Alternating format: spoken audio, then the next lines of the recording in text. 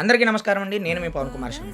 చోటా చార్ధామ్ యాత్రలో భాగంగా ఇవాళ రెండో రోజు బర్కోట్ నుంచి మన యాత్ర ప్రారంభం అవుతుంది.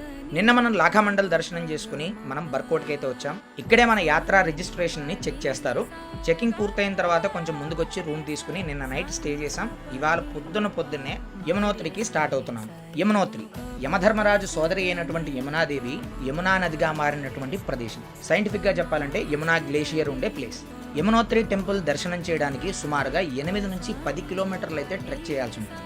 నడవలేని వారి కోసం గుర్రాలు, డోలీలు కూడా అవైలబుల్గా ఉంటాయి. ఇక ఈ చార్ధామ్ యాత్రలో ఇదే అత్యంత ఎత్తైన కఠినమైనటువంటి ట్రెక్గా చెప్పొచ్చు.